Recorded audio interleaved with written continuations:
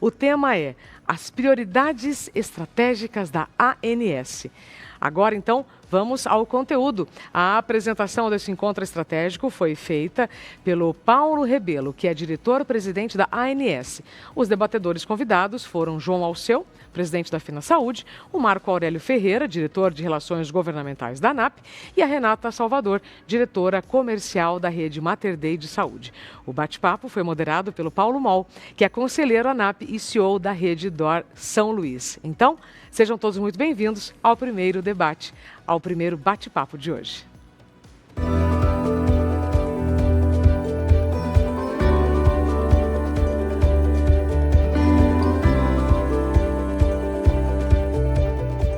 Bom dia a todos. Queria agradecer a presença de todos aqui nesse evento que compõe o CONAP 2021. Estamos aqui com presenças ilustres, então eu queria apresentar aqui em primeiro lugar a Renata Salvador, diretora comercial da rede Mater Dei. Bom dia, Renata. Também o Marco Aurélio, representando aqui a ANAP. Bom dia, Marco. Diretor Paulo,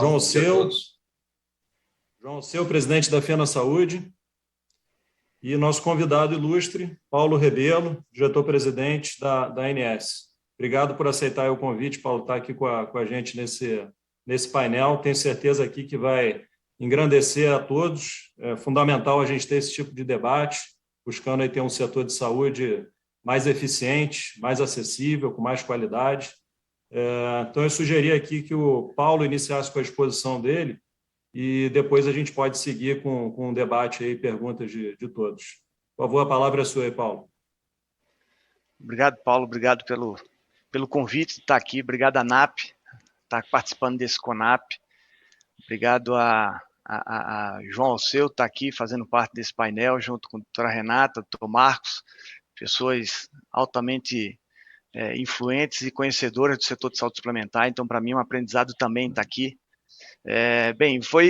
O tema que não foi posto aqui para a gente falar, dialogar, é as prioridades estratégicas da agência, e aí como uma lógica de todo e qualquer fala nossa, a gente traz um pouco o panorama do setor de saúde suplementar, que é um setor pujante, um setor que hoje atende a 48,5 milhões de beneficiários de plano de assistência médica, 28 milhões exclusivamente odontológica, ou seja, uma cobertura de aproximadamente 25% da população brasileira, ou seja, 1 a cada 4 pessoas tem plano de saúde hoje no Brasil.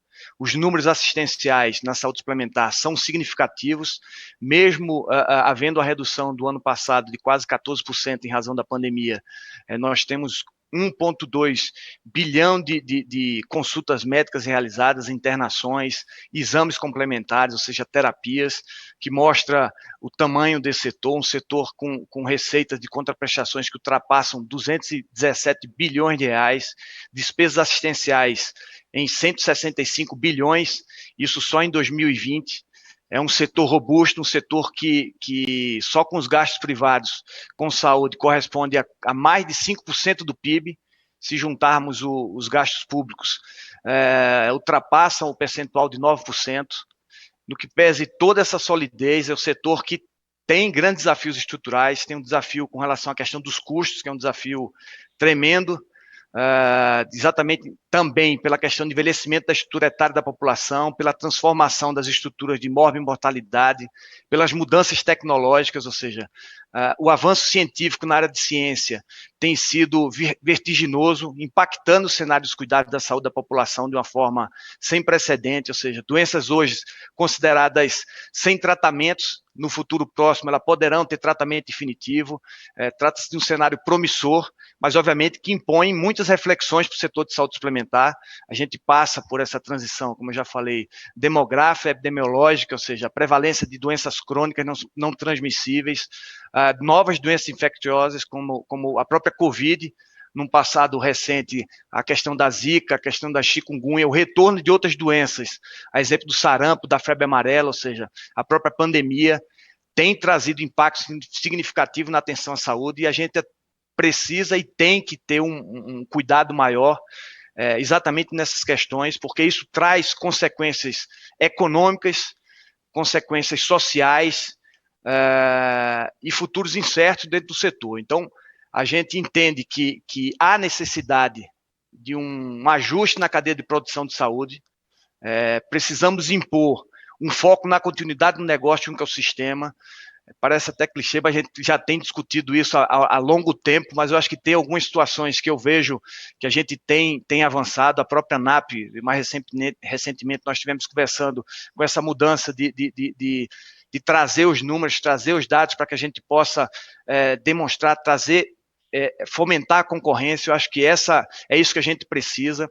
E a agência, obviamente, vem enfrentando essas questões, tem buscado estimular as operadoras de plano de saúde e assistência à saúde a repensarem a organização do sistema, com vista exatamente a contribuir para a mudança que possibilitem sair desse modelo hegemonicamente centrado na doença para o modelo de atenção integral à saúde baseado em valor, com incorporação de ações de promoção de saúde, prevenção de riscos e doenças.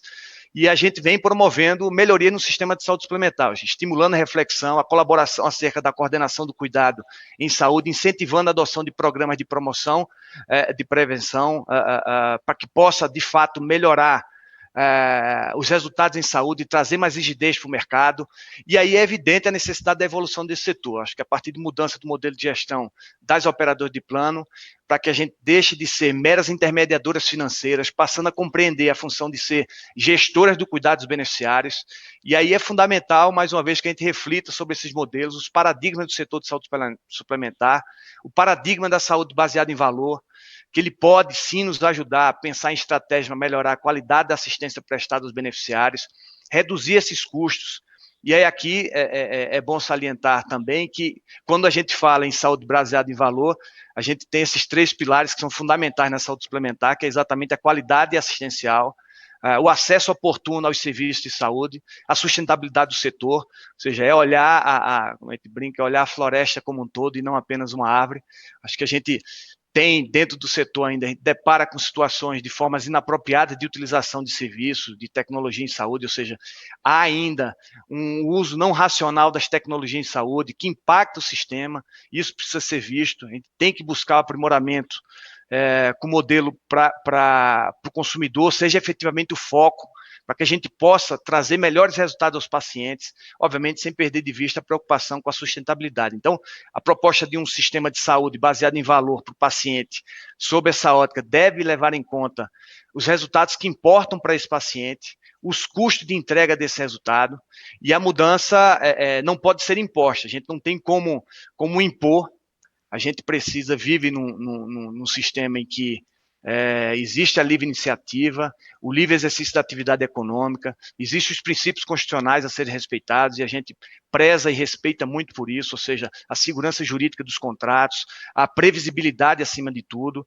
Então, lembrar que uma mudança de modelo que impacta não apenas a forma de atuação das operadoras da cadeia de prestadores de serviço, mas também a própria relação entre os atores. A gente vive hoje, a palavra da moda é ecossistema de saúde, a gente precisa juntar todas essas pontas, porque hoje a gente vive num setor em que cada ator olha o seu um pouco fragmentado. Eu acho que a gente precisa estar um pouco mais junto, e a gente, como regulador, como agência, no que tange essa questão da saúde baseada em valor, a gente vem trabalhando muito para essa questão dessa regulação indutiva, que a gente possa incentivar as operadoras a buscar adotar um modelo de cuidado construído dentro de uma lógica de uma integração, de uma coordenação, que se evite a fragmentação, que se evite o desperdício. Então, entendemos que é preciso haver uma coordenação de cuidado para que o paciente não fique perdido dentro do sistema, utilizando, obviamente, de forma inadequada os serviços médicos, sem perceber melhora para si.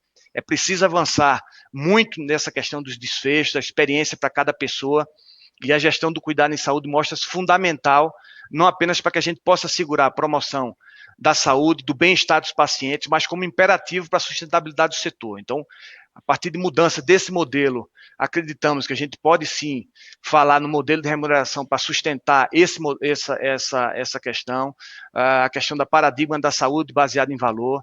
O Brasil ainda utiliza esse modelo de Fee for Service, que tem sido testado em diversos países. Eu acho que tem outros modelos que a gente pode trazer algumas experiências de fora para serem implantadas aqui.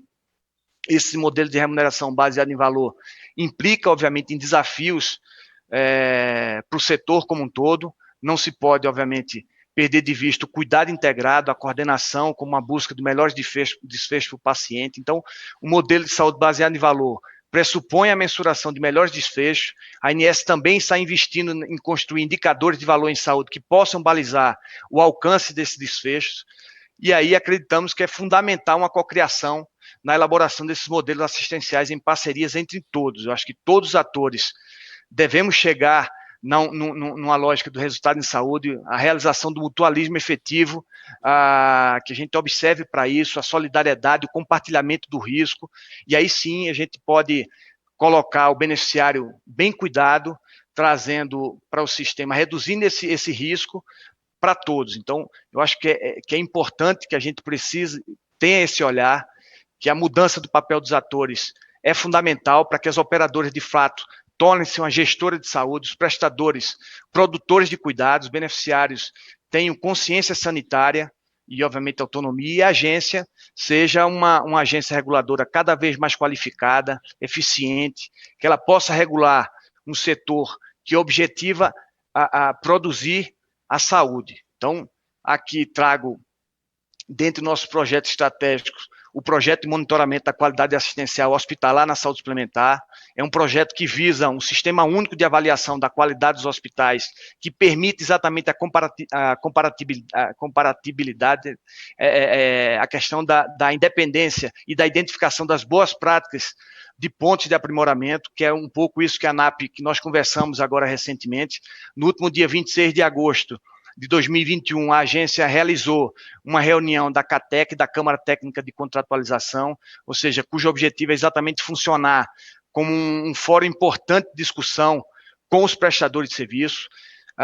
No próximo mês de novembro, nós teremos uma outra reunião da CATEC para que a gente possa, de fato, trazer alguns problemas, tentar construir os consensos para ter que avançar. Nós estamos trabalhando numa lógica, trazendo toda a diretoria colegiada para participar dessa reunião. Estivemos conversando com o CAD, ele tem participado ativamente das nossas reuniões, porque num passado recente, houve exatamente essa questão, em que houve umas resoluções da CATEC, das reuniões da CATEC, haviam questões pontuais do próprio CAD e que não foram superadas. Então eu acho que a gente precisa avançar, tem condições, e através desse fórum, desse espaço, para que a gente possa dialogar com os prestadores de serviço, entendendo, obviamente, que são atores fundamentais para que a gente possa garantir os melhores resultados em saúde para o setor. E aqui, é claro que não existe uma solução simples para que a gente possa resolver esse problema sistêmico, como eu já falei, desde 2006, a gente vem discutindo esse e outros tantos problemas. Obviamente não tem uma regra de gestão que possa servir para todas, mas é importante que a gente possa tratar essa discussão, para que a gente possa colocar na mesa os problemas e que a gente possa pensar no futuro.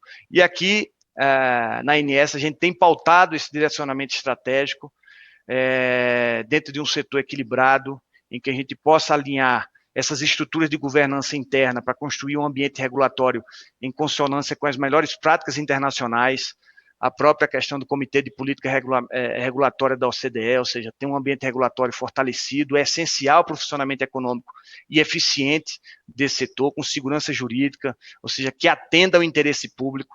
Então, as ações da agência têm sido voltadas, sim, para a garantia da transparência, da participação social, na construção de uma relação dialógica com toda a sociedade. E aqui a pandemia trouxe grandes provocações quanto aos rumos do setor de saúde suplementar, e, obviamente, a agência está atenta a esses desdobramentos. A gente tem focado na garantia de uma assistência de qualidade aos beneficiários de plano, na sustentabilidade econômica financeira do setor, e aqui reitero mais uma vez a disposição da agência junto às instituições na construção de alternativas que a gente possa trazer e apresentar resultados em saúde e sustentabilidade almejados, que é isso que importa. E aqui, mais uma vez, agradeço a minha fala inicial, a oportunidade de estar aqui dialogando com vocês. E, Paulo, devolvo a palavra e estamos à disposição para que a gente possa dialogar. Acho que dentro do prazo, dentro do tempo aí, estou lhe entregando em 20 minutos, conforme a gente tinha combinado. Devolvo a palavra. Muito bom, Paulo. Obrigado aí pela sua explanação.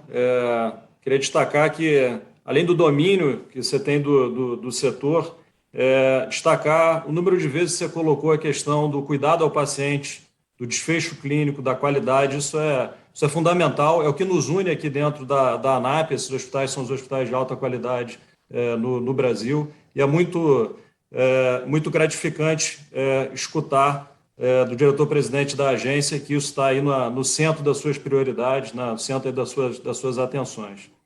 Bom, para a gente seguir aqui no debate, vou convidar o João Alceu aqui para suas considerações iniciais e também ficar à vontade se quiser fazer pergunta aí diretamente ao Paulo. João. Bom dia a todos, obrigado, Paulo, e parabéns, Paulo, pela exposição, pela aula.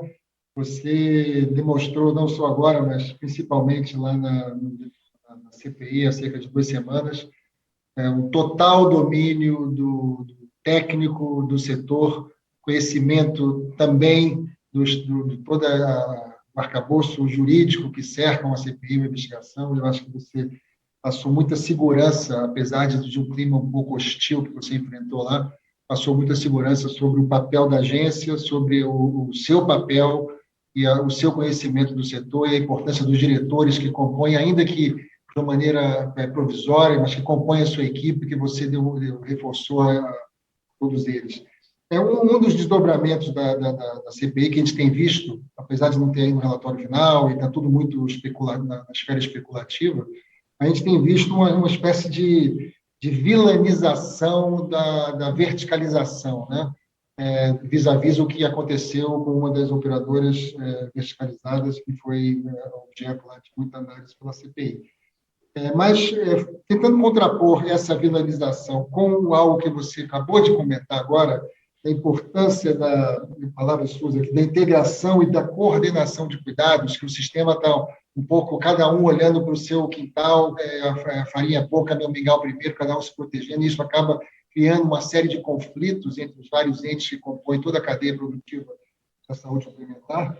Mas no tema integração e coordenação de cuidados, eu acredito que a tendência que se observou de verticalização justamente reforça essa coordenação entre alguns, não todos, mas alguns entes da cadeia, como os prestadores, laboratórios e outros tipos de prestação de serviços próprios dos hospitais, que acabam tendo uma facilidade maior, não é que não haja coordenação dos sistemas não verticalizados, né? Mas tendo uma facilidade maior, estando tudo embaixo de uma mesma gestão, de fazer essa integração e essa coordenação de cuidados, e o beneficiário disso, naturalmente, como você bem disse, é o paciente. Eu queria levantar aqui uma pequena discordância, não é discordância, mas uma observação nessa outra vilanização que a gente tem falado muito, que é a questão do fee-for-service, né? O fee-for-service continuará existindo, porque para muitos procedimentos, em muitos casos, essa é a melhor maneira de remuneração mesmo.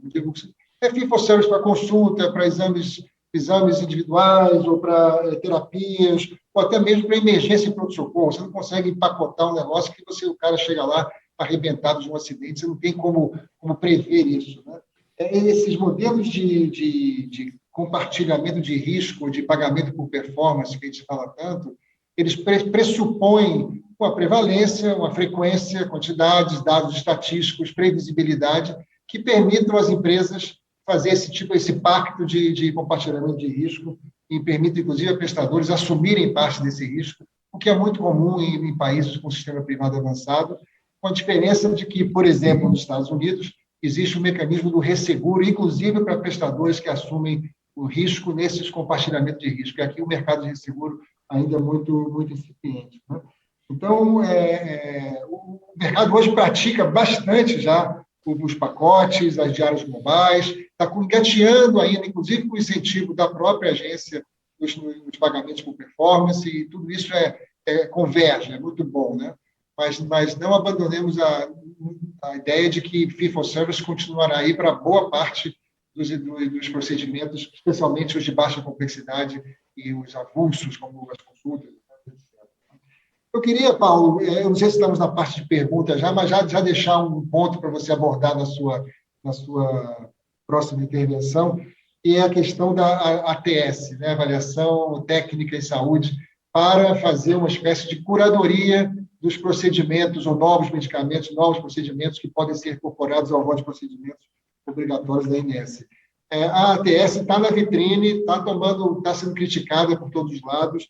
Nós temos aí 3 peças fundamentais dessa questão da ATS. A RN 470 da ANS, que modificou todo o modus operandi e prazos, inclusive, do próprio processo de ATS, com, na minha visão, uma melhora significativa, inclusive redução dos prazos, que era uma demanda anterior. Temos ainda o projeto de lei 6330, que está aí esperando uma definição com relação ao veto presidencial, que pode, se não for mantido o veto, pode servir como uma espécie de bypass da ATS, o que é ruim, porque a ATS é de suma importância para esse processo de incorporação.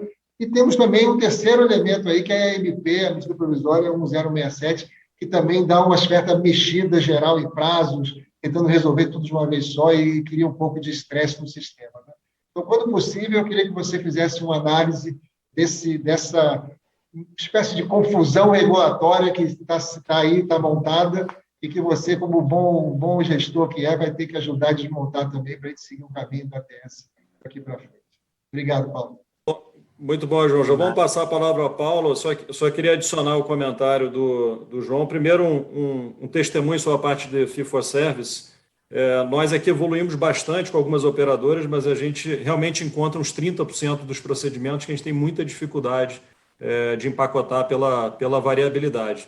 E no ponto aí da pergunta do João, também trazer aqui para os comentários do Paulo, que, por um lado, a gente vê a sociedade demandando que algumas incorporações não esperem tanto tempo, né? Algumas delas esperando 2 anos para avaliações. E, por outro, a gente vê o legislativo, eu acho que aí com um pêndulo no outro extremo, colocando incorporações automáticas aí para quimioterápicos orais, o que pode levar depois a um caminho para outras drogas e deixando de ter essa avaliação técnica. Então, acho que seria ótimo o Paulo comentar esse assunto para a gente. Joia. Obrigado, João. Obrigado, Paulo. De fato, com relação à verticalização, João, é um tema que foi tratado em razão desse problema junto à pandemia, veio à tona para essa discussão. Vou ser bem rápido e bem breve nessa. Na verdade, eu acredito no modelo, eu acho que é um modelo que tem seu valor, e isso foi, na verdade, não virou virou uma discussão interna entre um parlamentar e outro com relação a isso, mas eu acho que tem seu valor, tem essa lógica da integralidade da linha de cuidado, você consegue fazer dentro de uma operadora verticalizada, e esse é um modelo de negócio que é aplicado no mundo todo, não é uma invenção tupiniquim, muito pelo contrário, ou seja, está dando certo em outros países do mundo também, e aqui não está sendo diferente. Então, eu acho que vai ter uma discussão a ser travada. Eu acho que o Rogério Carvalho, que é o senador da Sergipe, ficou de apresentar um projeto com relação a isso. Eu acho que vai ser a oportunidade de se conversar, de expor os prós e os contras com relação a esse projeto, para que ele possa entender e assim a gente seguir.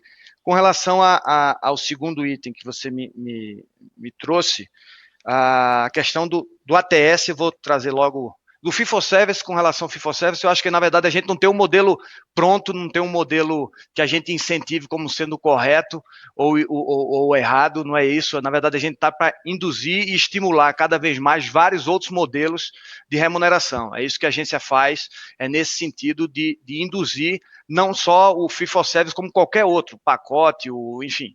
Então, da parte da agência, a gente quer só que a gente reveja e repasse todas essas questões, obviamente trazendo o paciente por cento dessa discussão, que eu acho que é o mais importante, mas só para deixar claro nossa posição aqui perante a agência, como agência reguladora. Com relação ao ATS, de fato está havendo Primeiro, nós começamos no PL 6330, e aí aqui eu quero pegar um pouco a fala do Paulo com relação a isso, que na verdade, e aí eu tenho que fazer um pouco de meia-culpa também, que eu acho que é o papel nosso nessa questão. Eu acho que a agência demorou um pouco de entender os anseios da sociedade com relação à incorporação de novas tecnologias. Eu acho que o prazo que nós tínhamos com relação a outra norma de 2 anos, era um prazo longo, que precisaria ser revisto, ser um pouco reduzido, e foi preciso ter um projeto de lei para que a gente pudesse ou tivesse que rever esses conceitos, e isso foi feito dentro de um prazo, obviamente, dentro da técnica, dentro da previsão, respeitando todo o processo regulatório. Nós fizemos e reduzimos esse processo, conversamos com o setor como um todo, você sabe disso, participou de várias reuniões. O fato é que esse projeto caminhou em razão exatamente desse momento que a gente está vivendo, esse momento de pandemia. Algumas situações são passadas, são atropeladas, que essa é a minha preocupação maior, quando você não consegue dialogar com todo o setor, você não consegue colocar na mesa algumas questões importantes, e aí sim pode desorganizar o setor de saúde suplementar. Essa que é a minha preocupação. Obviamente, com relação ao 6330, houve um veto do presidente da República, estamos aguardando, ainda está para ser pautado.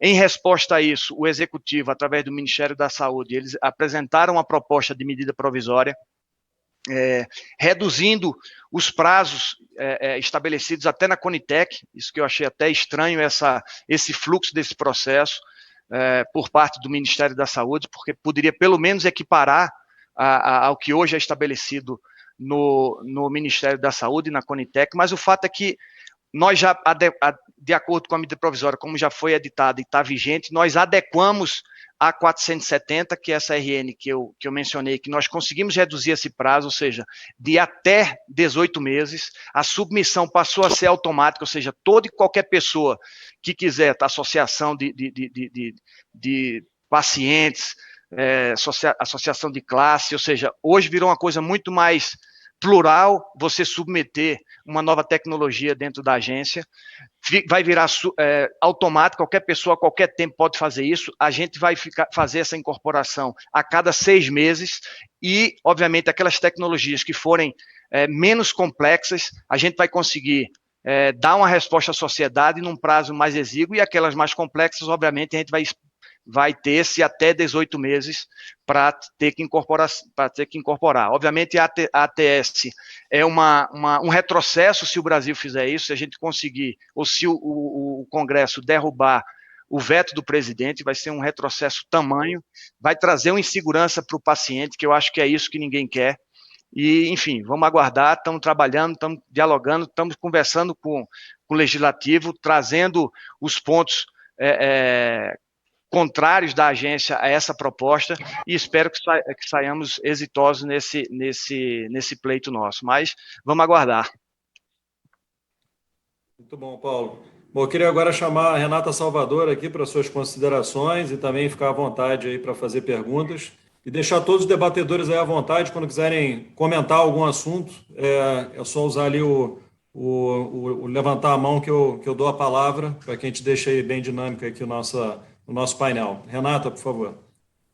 Bom dia a todos, né? Obrigada aí pelo convite. Realmente muito gratificante, Paulo, sem querer ser repetitiva, mas repetindo, né? Aí ouvir, né? Te ouvir e ver um conhecimento realmente importante do setor e dos desafios aí que a gente vem, né, enfrentando. Dentro do que você falou, e agora nas suas respostas, você repete um pouco do paciente no centro do cuidado, né, e a gente discute bastante coisa, a gente vem, né, tratando bastante assunto, a gente não pode esquecer que realmente, no fundo, a gente está discutindo ali o que é melhor para esses pacientes, o que é melhor para essas vidas, né, e quando a gente traz aí, né, a discussão dos novos modelos de remuneração, o Fee for Service, a gente vem discutindo os novos modelos de remuneração, mais na base do empacotamento, mais na base das diárias globais, a gente não pode esquecer que vai muito além disso, né? Quando a gente começa a falar um pouco de cuidar mais de saúde para ter que tratar menos doença, a gente precisa que esses novos modelos de remuneração, eles tragam, né, além somente do empacotamento, do compartilhamento, né, do risco, da entrega da previsibilidade, a gente precisa trazer o modelo da remuneração por valor, né, baseado em valor junto, né, os indicadores de qualidade, os indicadores, né, assistenciais, eles precisam estar juntos para que a gente possa, né, obviamente, reduzir o desperdício do setor, que a gente sabe que hoje existe um desperdício, né, e com toda essa mudança, um dos principais objetivos, na minha visão, é que a gente consiga conter esse desperdício, mas a gente precisa, né, na outra ponta, também conseguir remunerar aí pela performance, conseguir remunerar pelas mudanças que estão sendo executadas. A gente, né, compartilhando aqui rapidamente, a gente aqui na Rede Mater Dei, a gente tem um case onde a gente viu na prática, né, isso acontecendo, a gente hoje tem uma autogestão por RH dos nossos colaboradores, então a gente faz a gestão, né, das vidas desses colaboradores, e a gente tinha um desperdício muito grande. A gente tinha uma porta aberta quando a gente coloca esses colaboradores dentro, né, de uma atenção primária, onde a gente integra, né, dá um cuidado integral e integra esse cuidado, a gente tem indicadores que realmente são impressionantes. Então, a gente consegue uma resolutividade hoje de aproximadamente 83%, né, no serviço, no próprio atenção primária, a gente consegue sair de um NPS de 60, né, que foi no momento da mudança do modelo, onde eles não entendiam a restrição, e a partir do momento da educação dessa população, a gente chegou ao NPS de 92, então, demonstrando, né, que o modelo, quando bem explicado, quando bem executado, ele traz ganhos significativos, e fora também as linhas de cuidado, né, na hora que você coloca esses pacientes, esses colaboradores e dependentes dentro das linhas de cuidado, as reduções também são impressionantes. A gente, na nossa linha de cuidado de diabético, a gente conseguiu uma redução de custo de conta hospitalar em 40%, né, dos pacientes que estavam em linha de cuidado do diabético, em contrapartida com os que não estavam. A gente consegue, né, uma redução da taxa de internação de aproximadamente 10%. Então, assim, são realmente indicadores que precisam começar a ser aí avaliados, compartilhados, e a gente precisa também de conseguir juntos, né, na sua fala, e já terminando aqui também a minha colocação, mas na sua fala, como que juntos a gente consegue objetivamente fazer isso, né? Como que todas as pontas aí conseguem estar juntas para que a gente consiga construir esse modelo onde a gente tem uma redução, né, do desperdício, onde a gente tem o paciente no centro do cuidado, onde a gente consiga, né, entregar valor, uma qualidade assistencial da forma como a gente entende que ela tem que ser entregue. E eu queria só que você falasse um pouco mais para a gente o que você pensa mais a respeito, como que juntos, objetivamente, a gente consegue entregar num cenário que vem mudando, que vem sendo, né, vem novos players vêm aparecendo, existem hoje, né, operadoras que hoje não são regulamentadas e que têm um modelo diferente. Então, eu queria que você falasse um pouquinho o que você pensa sobre isso, e como que juntos a gente pode efetivamente construir algo aí que faça sentido no final para os nossos pacientes e para a sustentabilidade do setor. Obrigado, Renata. Importante a sua fala, porque é exatamente isso. Eu acho que são exemplos exitosos que nós precisamos e devemos cada vez mais estar propagando, estar divulgando, porque eu acredito, sinceramente, que não existe uma linha de cuidado sem atenção primária. Eu acho que é a grande origem de onde sairão as linhas de cuidados. Eu acho que é a partir do generalista, que ele vai poder planejar a linha de cuidado, e aí é essa premissa para qualquer modelo de atenção à saúde. Eu acho que a agência tem incentivado através do programa de certificação em atenção primária à saúde, que propõe exatamente incentivar um modelo para reorganizar a porta de entrada da saúde suplementar, ou seja, com base em cuidados primários em saúde. O fato é que ainda está muito distante do ideal. Só para você ter uma ideia, eu peguei esses números aqui, nós temos 2.023 programas de promoção, de Promoprévia aqui dentro da agência registrados. Desses programas, os que foram aprovados, somente 615 aprovados, e desses 615 possui apenas 1,1 milhão de beneficiários, ou seja, de um universo de 48 milhões é muito pouco.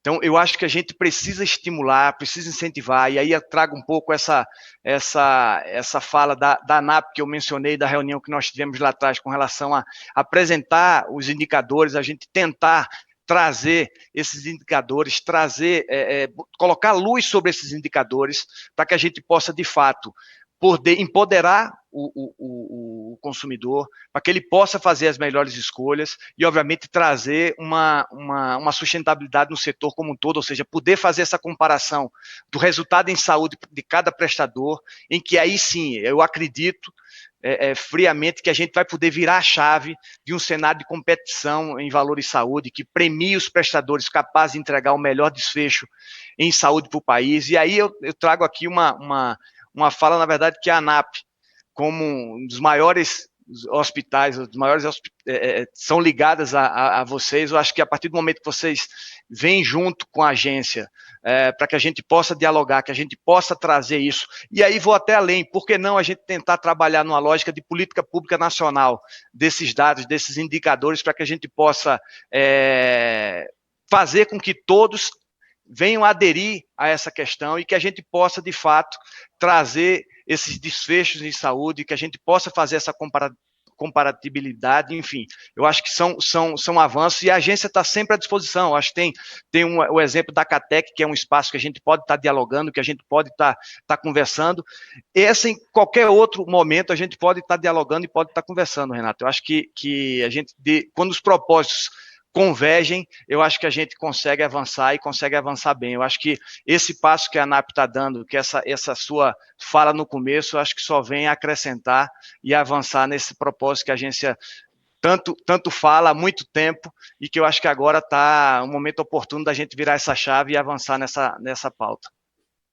Maravilha, obrigada, Paulo. Paulo, Mal, se eu puder só fazer mais um comentário em cima da fala do Paulo. Ontem a gente estava, né, na discussão, eu coordeno o grupo de relacionamento com as operadoras da ANAP, e a gente estava ontem com praticamente 65 representantes de hospitais discutindo, e é comum, né, assim, é exatamente a sua fala, é como que juntos a gente pode estar aí fazendo algo diferente, construindo algo que gere valor no final e que a gente possa comparar esses indicadores e que possa juntos aí poder, os com mais maturidades apoiar os com menos maturidade e juntos aí sair lá na frente. Obrigada. E só completando, Renata, e eu digo mais, assim, eu acho que o setor é um setor organizado, um setor estruturado, e a agência está à disposição, ou seja, trazendo uma proposta exitosa, uma proposta que vocês já tenham estudado, vocês tenham trabalhado, por que não trazer? E a gente, através do nosso corpo técnico de excelência, por que não avançar nessa discussão baseado numa provocação do próprio setor? Eu acho que é válido, que eu acho que isso a gente está enriquecendo nesse nosso modelo, a gente está avançando nessas questões, não precisa só o legislador estar fazendo isso, não precisa só a agência estar fazendo isso, eu acho que o setor pode e deve contribuir para que a gente possa avançar nessas questões. Então, assim, muito boa a sua fala e, mais uma vez, estamos à disposição sempre que precisar para que a gente possa conversar. Bom, Renata, o Paulo já deu um dever de casa aí para a gente, né? Então, vamos anotar aí, vamos fazer nossas discussões aí dentro da ANAP. O Paulo, eu queria te fazer uma pergunta, e é um tema que o Marco acompanha bem de perto, depois que ele possa comentar. A gente está vendo agora no Congresso novamente a discussão sobre a modernização do marco regulatório, né? São mais de 200 projetos de lei ali que estão apensados. Então, eu queria escutar, na visão da agência, quais são as sugestões, as prioridades que vocês veem nesse possível aí aperfeiçoamento do marco regulatório e quais são as preocupações também, porque a gente sabe que ali dentro dos projetos de lei existem alguns ali que seriam de muito impacto aí para dentro do setor de saúde suplementar. Então, se você puder comentar sobre isso, depois passar a palavra aqui ao Marco, que é um profundo conhecedor aí, inclusive desses 200 projetos aí. Se o senhor me permitisse, Paulo, eu pudesse colocar, porque a minha pergunta é nessa linha também, né? Então, eu acho que se eu colocar antes aqui para o Paulo, complementando o que os meus antecessores disseram, né? O doutor Paulo demonstra muito conhecimento, né, sobre aquilo que fala, mas não é só o conhecimento, e o importante para nós hoje em Brasília é o conhecimento e a habilidade, né? Ele tem uma habilidade de diálogo diferenciado. E a gente vive um momento em Brasília que é incrível, né, Paulo? Nós, a ANAP, para o senhor ter uma ideia, hoje a gente acompanha mais de 2.000 projetos de impacto, projetos de lei de impacto direto na saúde só no Congresso Nacional. Fora todos os problemas que nós temos diariamente que buscar junto ao Executivo, Ministério da Saúde, Ministério da Economia, Anvisa, a ANS, as demais agências, e toda a questão no Judiciário.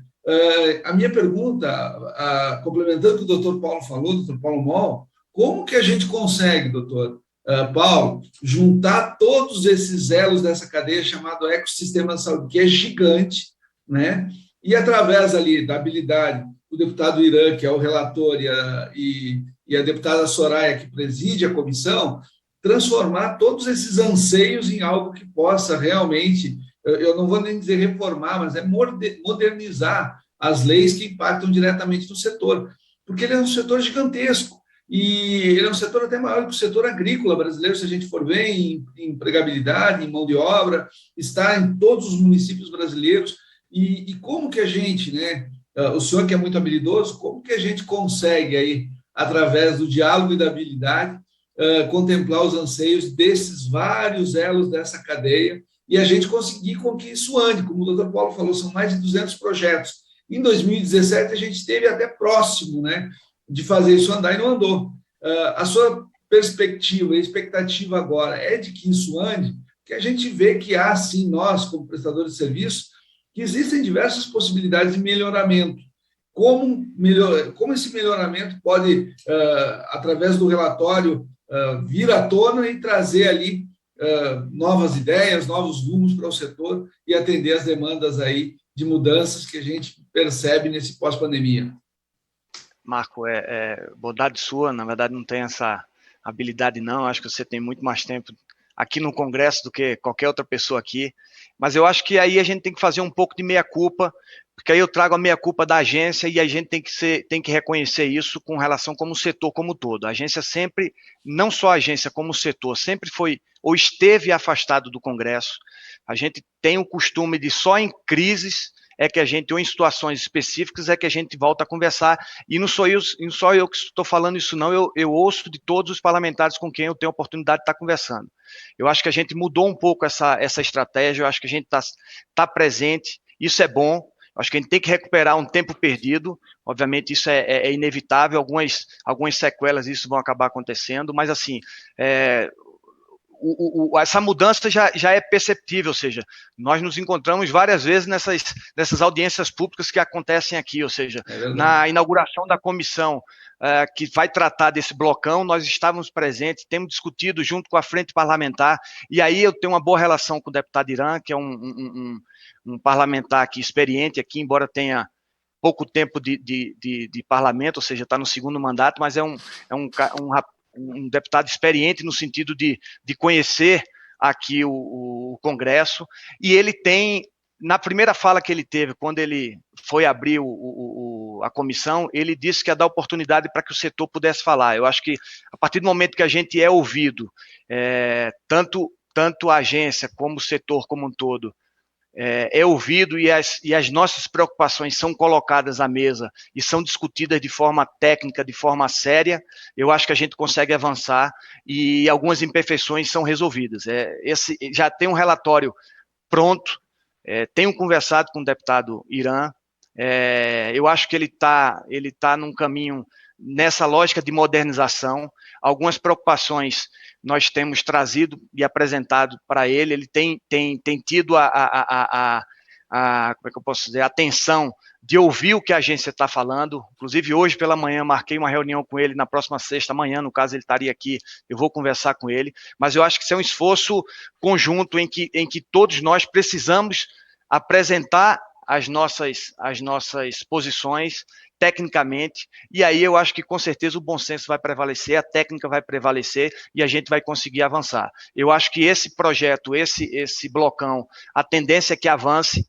Obviamente eu acho que esse ano não tem chance disso acontecer, obviamente tem ainda que passar pelo Senado, mas eu acho que tem chance sim de avançar e de avançar de uma forma moderada. A minha preocupação com relação à desorganização, desestruturação do setor, na mão do Irã e da deputada presidente lá da comissão, no caso a Soraya Manata, eu acho que isso não vai acontecer, graças a Deus, mas temos que ficar atento, conversando, dialogando, que é isso que a gente está fazendo sempre. O Paulo, em 2017, né, quando o Marco citou dessas mesmas discussões aí, em torno do marco regulatório, um dos pontos que foi muito debatido foi a criação dos planos ditos populares, né, os planos com cobertura limitada. Qual é a visão da agência sobre essa possibilidade aí dentro aí de um novo marco regulatório? Não só em 2017, como teve na lógica que eu estava na época, eu estava no Ministério da Saúde, quando houve uma demanda específica do próprio ministro Ricardo Barros para que fosse ouvido a agência para debater essa questão. Eu, particularmente, é o seguinte, eu acho que nós precisamos olhar o modelo de integralidade da linha de cuidado, que não dá para fugir isso, eu acho que é uma questão a ser debatida, eu acho que de que maneira os produtos possam ser chamados, seja ele de plano popular, plano acessível, vão ser inseridos dentro dessa perspectiva de integralidade de linha de cuidado. Para mim, eu acho que não faz diferença. O que a gente tem que olhar e observar é exatamente a gestão dessa linha de cuidado, a coordenação do cuidado.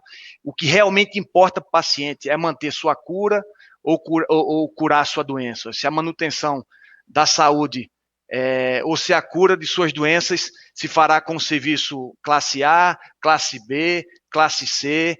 Você percebe que assim, isso tem que ser levado em consideração. Obviamente, a agência está aberta ao diálogo.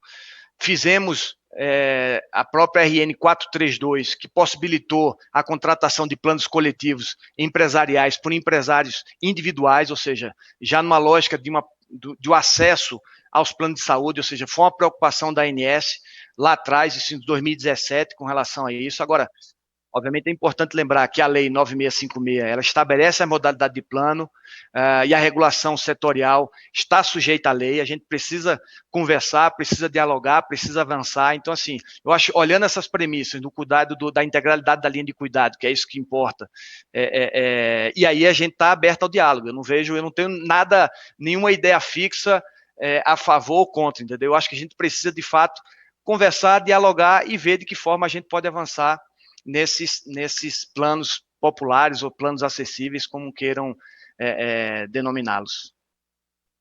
Perfeito. Vou dar a palavra aqui ao João Alceu para fazer as suas ponderações. Isso, eu queria comentar um pouco dessa questão de planos populares, que foi o termo que foi usado há cerca de 3 anos, como você bem mencionou, Paulo, mas o termo que a gente está usando hoje como a bandeira da FenaSaúde, nos seus vários movimentos e, inclusive, divulgação, é uma subsegmentação, né? Hoje temos lá 2 segmentações básicas, do ambulatorial, do hospitalar, e uma conjunção do referencial, que são os 2, com algumas variações de como assim, obstetrícia, coisas do gênero, né? Mas a sensação que a gente tem é que esse modelo que existe hoje de segmentação esbarrou na renda. Ele está quase que saturado em termos de novos participantes do sistema suplementar. E como a nossa bandeira principal tem sido o acesso ou o aumento de acesso ao sistema privado, se você não consegue, seria ideal, mas se você não consegue aumentar a renda, muito pelo contrário, nós estamos no caminho oposto de uma redução da renda, há que se mexer na outra ponta da equação, que é a segmentação dos planos, para que coisas de custos menores, ou desenhos de planos com custos menores, sejam mais baratos e, portanto, capturem mais gente que hoje não tem renda para entrar nesses planos.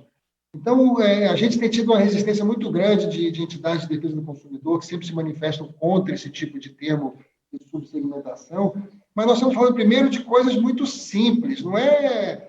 Tem gente que adora dizer, não, então vai cobrir a perna esquerda e não cobre a perna direita, esse tipo de coisa, que são sempre aquela narrativa meio dramática para fazer os pontos, né?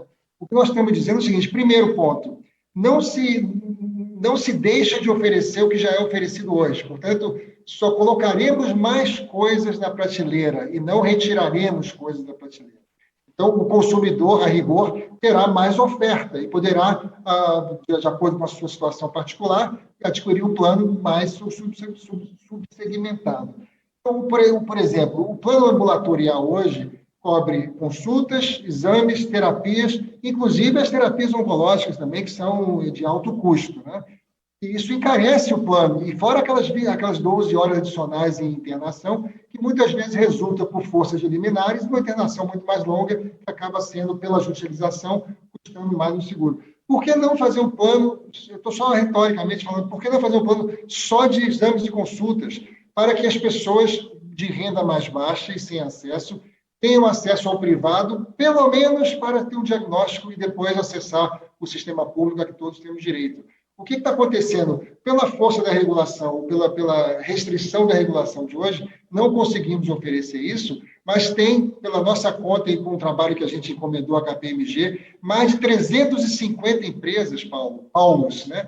350 empresas oferecendo cartão-benefício com R$29 por mês, R$39 por mês, com acesso à consulta, telemedicina e consultas, ocupando esse espaço que as próprias operadoras não conseguem ocupar por força de uma restrição legal. Então, o mercado está indo lá servir o consumidor, só que não é a seguradora, é um mercado desregulado. E é isso que ele está dizendo, olha, se eles podem, por que as operadoras não podem? Esse seria o início de uma jornada dessas pessoas de mais baixa renda dentro do sistema. Então, é só uma ideia que a gente acha que vai aumentar a oferta e aumentar o número de indivíduos, naturalmente, participando do sistema privado de saúde. Muito bom, João. João. Eu queria aproveitar, eu não sei se o Paulo quer fazer algum comentário. Não, pode ir. Da fala do João. Eu tenho uma pergunta aqui da nossa plateia, a Valéria, do IBR, Hospital de Vitória da Conquista, na Bahia. Ela traz aqui com preocupação algumas ameaças de descredenciamento parcial por parte de operadoras e seguradoras que vêm alegando necessidade de reduzir custos e pergunta se esses descredenciamentos parciais, na visão da agência, se são sobre a legalidade deles e se isso não seria burlar a avaliação sempre de um descredenciamento de hospital sob suficiência de rede. No entendimento dela, esse descredenciamento parcial não está passando pela análise da agência, se o Paulo puder comentar sobre isso. O nome dela é Valéria, né? Valéria. Tô vendo aqui, né? Valéria. Olha só, a gente tem a gente precisa olhar o caso específico, tem no próprio site nosso, no portal da agência, no www.gov.br/ANS, existe uma aba específica com relação ao prestador. É importante que ela faça apresente essa reclamação para que a gente possa analisar, e aí, ou caso ela queira, ela pode entrar em contato aqui com a gente, ou pode entrar em contato diretamente no nosso canal direto lá de e-mail, enfim. E aí a gente analisa, trata e eu dou, baseado nas informações que ela for nos dar, a gente dá uma resposta a ela. Porque assim, trabalhar ou responder numa lógica assim, eu acho que fica mais complicado. Claro. Paulo, seguindo aqui com outro tema, o Consul passou a se reunir com mais frequência, né? A gente viu o Consul pouco se reunindo aí nos últimos anos e agora, num passado mais recente, acho que foram 3 reuniões aí nos últimos meses, inclusive editando algumas diretrizes para a própria agência. Queria que você comentasse um pouco sobre esse papel do Consul, editando as diretrizes e como tem sido aí na visão da agência a forma de relacionamento, até falando de forma mais ampla, né? A gente sabe que relação entre as agências e os ministérios é sempre uma relação delicada. Então, se você pudesse comentar as próprias diretrizes do Consul e o papel, né, o que é o papel da agência, até onde vai o papel da agência, até onde vai o papel do Consul, e a própria relação hoje com o Ministério. Bom, vamos lá. Com a edição da 9656, ela até eu gosto de falar e citar o José Sequim, que na verdade ele falava e mencionava que existia uma regulação bipartite, ou seja, que era uma regulação que era prestada pela SUSEP, que era uma autarquia vinculada ao Ministério da Fazenda, ou seja, com um olhar um pouco mais econômico-financeiro, e o próprio Ministério da Saúde, a quem cabia fazer algumas diretrizes com relação a aspectos assistenciais, ou seja, como ele gosta de falar também, existia uma zona de instabilidade regulatória. De fato, era isso, ou seja, a atuação do Consul, naquela época, ele falava em um alinhamento, ou seja, entre a perspectiva econômica, financeira e assistencial.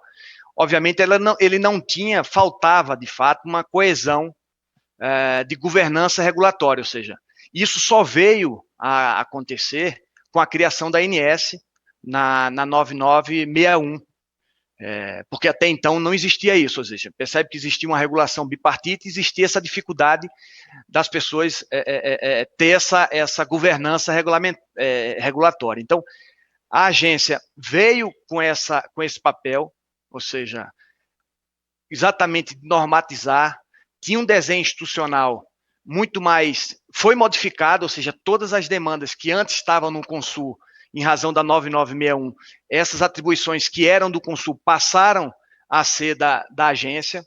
Obviamente, o Consul, como órgão interministerial, ele continuou tendo um papel definitivo de política pública, de diretriz geral, ou seja, obviamente a agência ficou confiada com a missão de exatamente exercer a regulação econômica, técnica, social do setor. certo? Agora, bom lembrar que também lá atrás o Consul, enquanto instado a se pronunciar, ele sim exerceu um papel importante, ou seja, ele normatizou as resoluções tratando aspectos assistenciais, de atendimento de urgência e emergência, a própria regulação de demanda assistencial. João Alceu mencionou uma questão que é um caso específico que está lá no Consul, na resolução do Consul, desde essa época, ou seja, essa questão da subsegmentação que ele está mencionando é um pouco isso. Então, a agência sempre viu o Consul como um parceiro, ou seja, ele teve um papel importante antes da criação da ANS, obviamente, cria e continua tendo agora um papel importante, obviamente, dentro dos seus limites legais. Ou seja, foi estabelecido pelo Poder Legislativo, que estabeleceu exatamente a sua relação, ficaria com o ente regulador do setor, que é a ANS, e, obviamente, aí, com relação a isso, é fundamental que haja vamos dizer assim, essa instituição pública, que elas trabalhem de forma harmoniosa, cumpram o seu papel, que é exatamente para gerar valor para a sociedade, segurança para o mercado, e aí sim, o Poder Legislativo que estabeleceu esse quadro de política pública do setor de regulação, com importantes balizamentos, ou seja, lembrando que a política pública pode ser feita e é desenvolvida também pelo legislativo. Então, o Consul tem o seu papel de contextualização da política pública, traçando, obviamente, uma lei, cumprindo uma diretriz. Agora, cabe à ANS um papel técnico, exatamente definição das normas para entrada, manutenção, saída do setor, ou seja, garantia de acesso adequado aos serviços, e, obviamente, é interesse do mercado que a regulação esteja na mão de uma entidade técnica que traga segurança jurídica para que os autores que estão tratados sejam tratados de forma técnica também. Então, eu acho que isso é de suma importância com relação à nossa convivência com o Ministério da Saúde. E, obviamente, aí eu trago um pouco essa lógica lá de trás. A agência tem uma missão institucional, que é exatamente promover a defesa do interesse público na assistência suplementar à saúde. A gente regula as operadoras, inclusive com relação às relações entre prestadores e consumidores, e aí tem o finalzinho do artigo 4º que fala que é contribuir com o desenvolvimento das ações de saúde do país. Aí é que encaixa a nossa atuação. Mesmo após a criação da ANS, a relação entre o Ministério da Saúde e a ANS sempre existiu, ou seja, sempre houve um contrato de gestão que era pactuado através de uma pactuação de resultados entre a ANS e o Ministério da Saúde, ou seja, pode parecer até um pouco, para um observador, um pouco mais distraído, que não existia qualquer tipo de pactuação entre os órgãos. Obviamente isso não é verdade, porque a gente sempre teve essa relação. Agora, com a Lei Geral das Agências, a lei decidiu que cabia ao órgão regulador ter um grau maior de autonomia, ou seja, ele encerrou com essa figura do contrato de gestão, e aí, repito, a autonomia não é uma vontade da ANS, mas foi uma reivindicação da lei, ela que traz e trouxe essa política pública, e volta aquela palavra, o legislador também tem essa política de fazer, essa competência de fazer política pública. Obviamente a política pública não é só feita através de presidente e seu ministério, ou seja, quem disse que a ANS precisa ter um grau de autonomia maior foi a própria lei. Agora, a gente não pode perder de vista que a lei 9656, ela ainda atribui ao Consul as questões relacionadas à atribuição de competência, no caso, as suas diretrizes para a política pública, que, ao fim do dia, quem vai ter que trabalhar sobre essa política pública vai ser a ANS, a quem deverá fixar essas normas previstas em lei, e aí sim, caso houver alguma situação de diretriz estabelecida pelo Consul, a gente vai ter que adequar, mas a agência sempre vai ter que respeitar os limites legais, e aí trago aqui já numa lógica do setor como um todo, ou seja, a missão da saúde suplementar tem os seus 25% da população que tem acesso a um plano de saúde, seja de 48,5 milhões de brasileiros que têm a possibilidade de ter um plano de saúde, desafogando o SUS, e aí sim, o Ministério da Saúde tem esses 75% que dependem exclusivamente do SUS, e que eles precisam, obviamente, dar e dedicar maior atenção ao nosso sistema de saúde, o sistema de saúde, o SUS, né, que tem muitos desafios, ou seja, que exige essa dedicação praticamente exclusiva. Então, Com relação à agência, eu acho que a gente precisa e deve dialogar mais com o Ministério. O Ministério, a gente está sempre à disposição para dialogar. Existem já alguns processos de trabalho conjunto, a própria Rede Nacional de Dados em Saúde, que é um tema extremamente relevante para que a gente possa construir modelos de cuidados capazes de evitar o desperdício, de produzir melhores resultados à saúde. Tem o próprio ressarcimento ao SUS, que só em 2019 nós fizemos um repasse de mais de R$1 bilhão para o Fundo Nacional de Saúde Suplementar. Agora, obviamente, tem outras tantas ações que a gente pode desenvolver, pode estar junto. Então, eu acho que a gente sempre teve essa relação, mesmo com essa autonomia que foi dada pela lei, a gente tem uma relação, vamos dizer assim, temática com o Ministério da Saúde, e várias ações devem e têm que ser integradas entre esses dois, tanto o Ministério como a Agência Nacional de Saúde Suplementar.